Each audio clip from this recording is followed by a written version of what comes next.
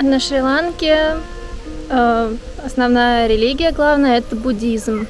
70% ланкийцев верят в Будду, посещают храмы и отмечают праздники, которые как раз-таки буддийские праздники являются национальными, государственными. Правительство дает выходные в эти дни, ничего не работает. И таким образом ланкийцы отмечают Весак. И чтобы вы понимали, насколько буддизм важен в этой стране, дети с 1 класса до 13 изучают его как основной предмет в школе, сингальские дети. Плюс у них есть обязательная школа выходного дня по субботам. Все идут в темпл, в храм и учатся медитации и слушают священные тексты. И в течение обучения у них даже есть экзамены по буддизму, когда нужно перерассказать какую-то поэму. И даже по телевизору показывают буддийские мультики. Вот, посмотрите. One attains Nibbana, and there will be no more rebirth. Oh Lord, what have I done? И сейчас, я думаю, нужен небольшой ликбез по буддизму. Во-первых, буддизм возник в Индии, предположительно в VI веке до нашей эры, и его ассоциируют с рождением будущего Будды, с рождением принца, которого звали Сиддхартха Гаутама.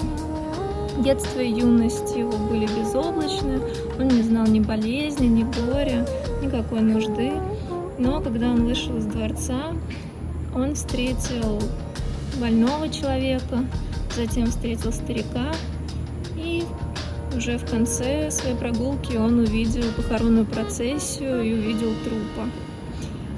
Его настолько потрясло несовершенство этого мира, что он решил покинуть дом и отказаться от трона.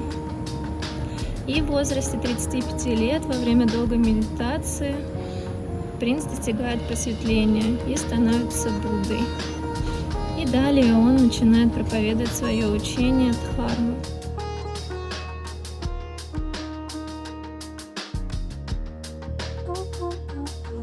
Ну а теперь поговорим про Весак. Очередь за бесплатной едой.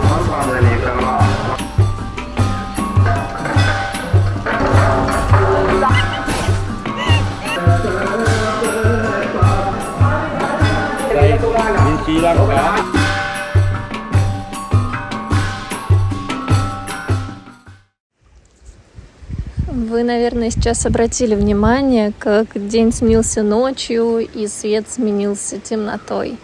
И действительно, нас с вами интересует полнолуние, майское полнолуние. Именно в этот день отмечают Весак на Шри-Ланке. И начнем с главного символа этого праздника, с бумажного фонарика.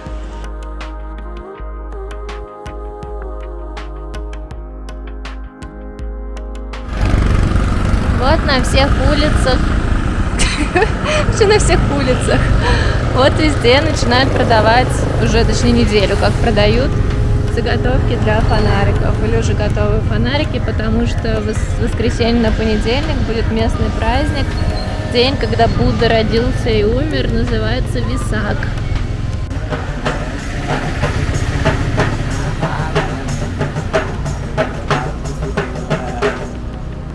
Very good, very nice, thank you. Okay, this is Rashid. Hi, I'm Rashid. И сегодня мы будем делать фонарик. Вот, это делали из бамбука. Он своими ручками делал палочки.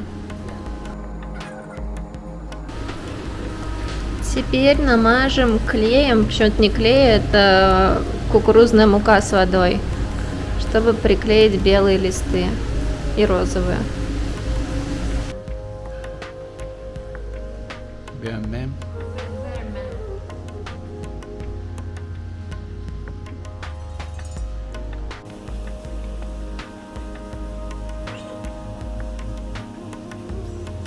И 4 белых квадрата готовы.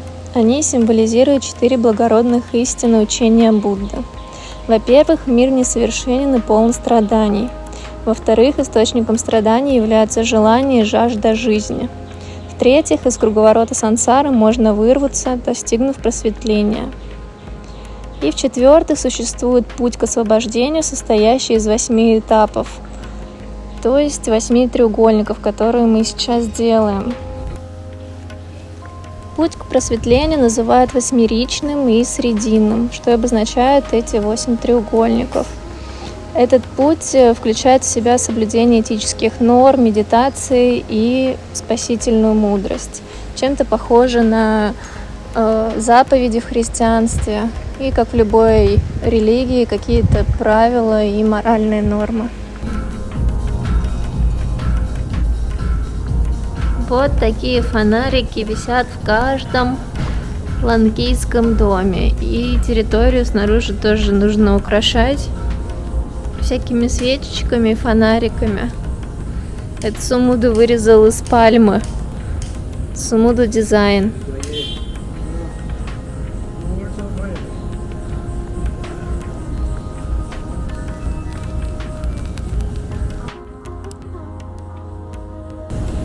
Сказочный сегодня у нас выпуск. Смотрите, какой красивый фонарик. Вот эти самые красивые, они из пластика, но они разноцветные и такие со свечками, очень сказочные. И сегодня на Шри-Ланке, точнее вчера был, но длится целую неделю праздник, который называется Висак. Это день, в который Будда родился, просветлился и умер. Все в один день. В общем, нужно зажигать фонарики по всему дому. Чем больше света, тем лучше. Это символизирует тепло, уют, и обязательно в каждом доме должен гореть свет. И нужно загадать желание, когда вы зажигаете свечку. Зажигаете фонарик. Я загадываю желание и вешаю на дерево.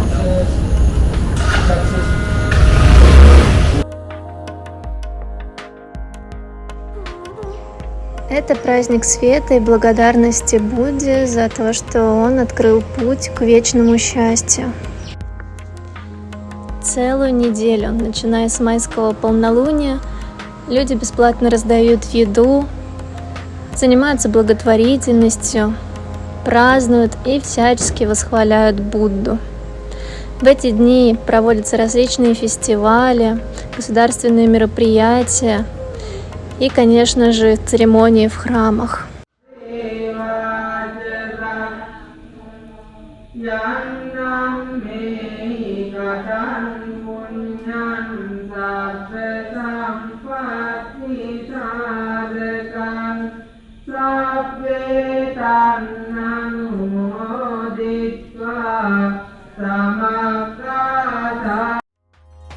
Поэтому важным и неотъемлемым элементом праздника является посещение храма. И сзади меня находится пагода. Это вот такая белая башенка. И обычно в таких башнях хранятся мощи святых, как у нас. Обычно это ногти, зубы, волосы, Будд, либо каких-то монахов, либо золотые статуэтки Будд, монахов и так далее. А здесь на Шри-Ланке, в Канди, есть темпл, в котором есть мощи Гаутамы Будды.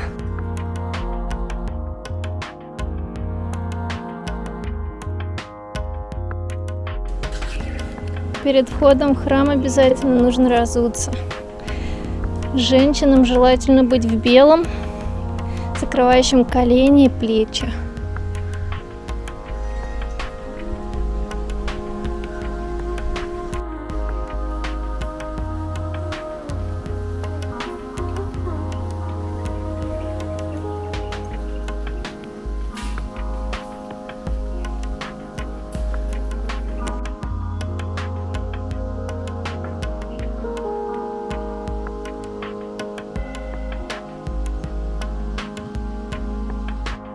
Когда приходишь в храм, необходимо делать подношения Будде. Это обычно цветы, благовония, возможно, какие-то сладости.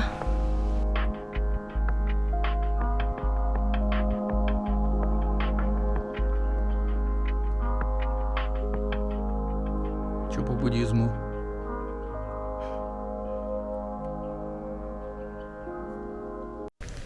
И следующий day, то есть следующее полнолуние, которое будет в июне, оно второе по значимости, потому что в этот день из Индии на Шри-Ланку привезли буддизм.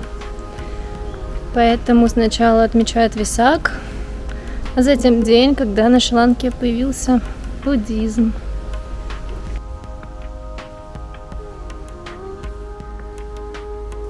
Я прочитала, что заходить нужно левой ногой тоже в храм.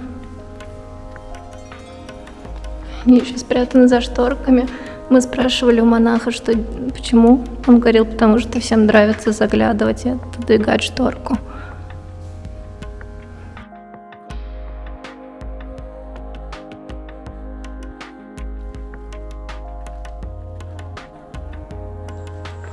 Ну а сейчас поставь лайк этому пёселю, подпишись на канал, чтобы переместиться в ночь на фестиваль.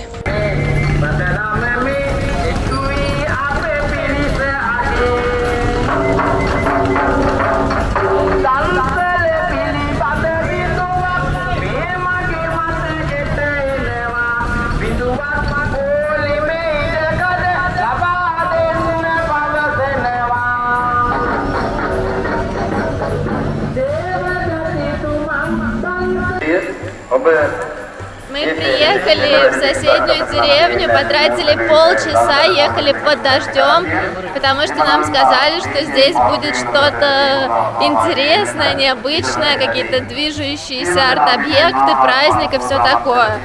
Вот сейчас посмотрим, что тут происходит, много людей.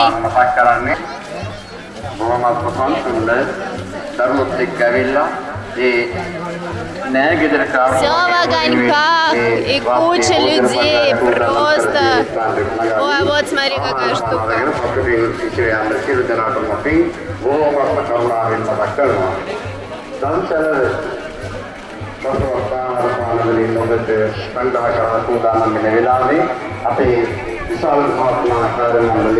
Просто восторг.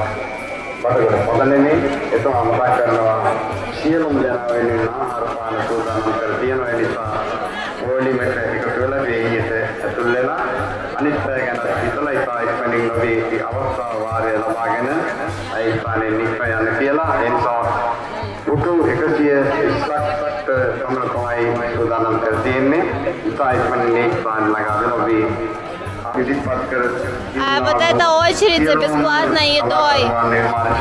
Я точно не знаю, но у меня такое ощущение. Сейчас проверим. Вот кино показывают.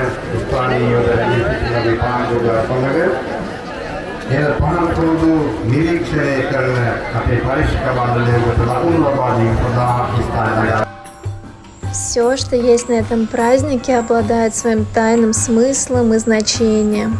Вот, например, одна из легенд гласит о том, что когда Будда только родился, он встал на ноги и пошел по воде. В этот момент под его ногами раскрывались лотосы. Он сделал 7 шагов, прошел 7 лотосов и в конце прочитал поэму о том, что это его последняя жизнь. И вот эти скульптуры, эти фонарики символизируют эти святые, священные 7 лотосов. Чем больше огоньков, тем больше счастья и благодати.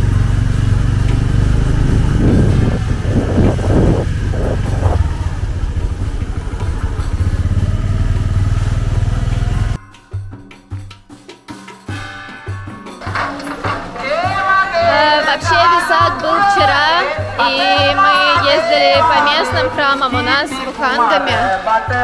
И сейчас вот еще вам цветок покажу, это просто вообще...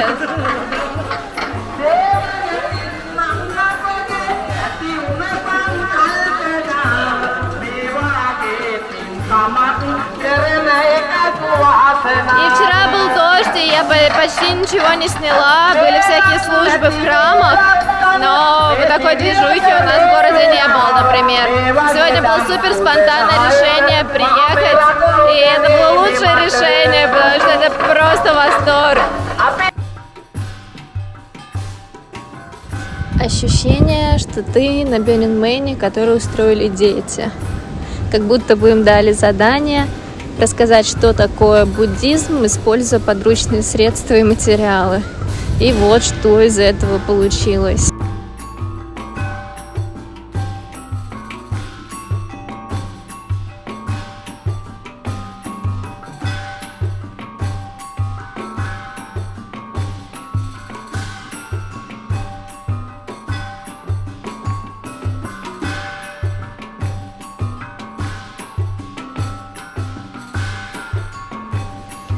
Пообщавшись с некоторыми местными, мне так и не удалось выяснить, что обозначают некоторые из этих скульптур. Как, например, вот это.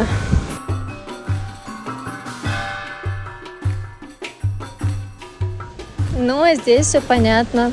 Это одна из жизней Будды, когда он был королем обезьян. Вот он обхитрил дьявола, чтобы попить из озера, не спускаясь к нему.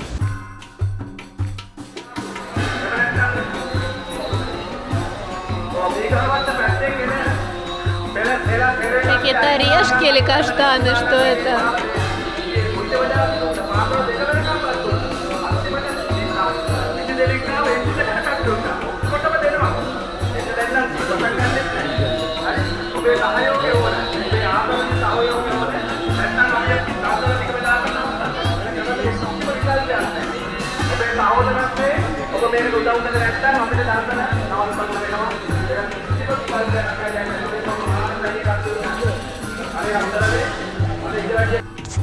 Но на самом деле правительство выделяет гранты для местных художников.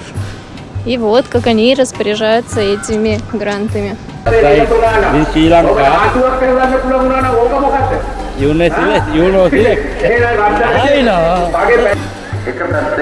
вот еще буддийские флаги. И от дождя как спасают фонарики.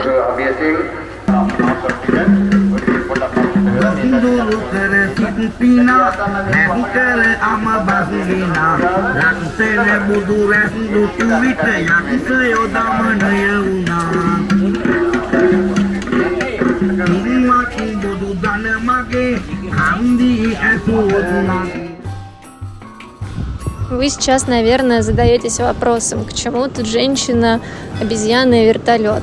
Я тоже им задавалась, пока местные не прочитали табличку и не сказали о том, что это напоминание местным о войне, которая была здесь 12 лет назад, и о том, что война противоречит буддизму. А обезьянья голова здесь просто потому, что они не нашли человеческой.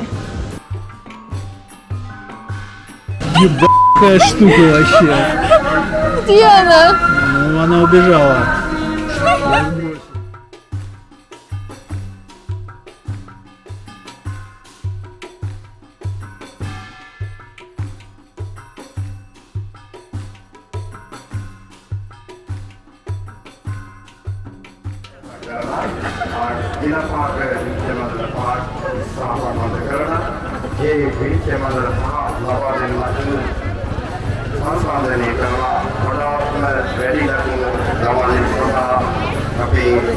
Да, похоже, что раздают еду. Я боюсь, что я не пройду туда и не посмотрю, чем кормят.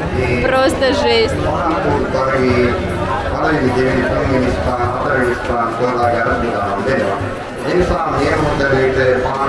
Нас пустили без очереди покушать.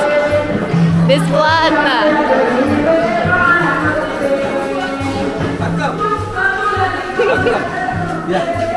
Thank you.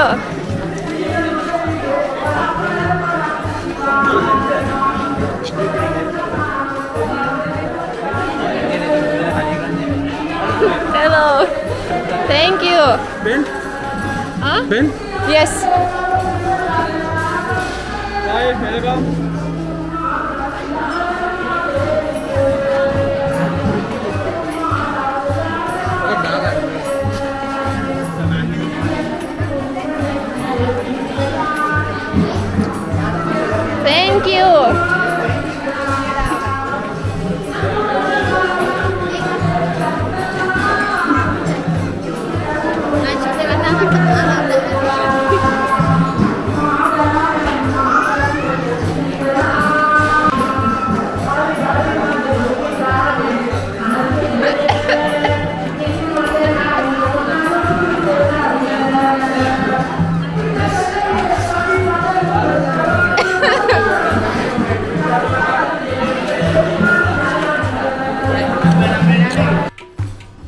Хозяин этого отеля, вы видели его в начале, когда мы заходили, весь такой в золоте, действительно настоящий благотворитель.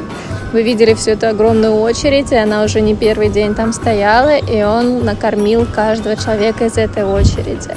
Причем тарелка довольно большая. Есть необходимо руками, как делают эти чудесные женщины. Вот я тут также и ем.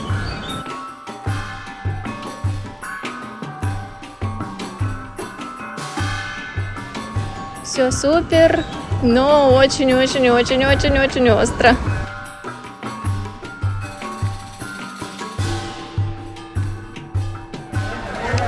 Это просто какой-то трэш.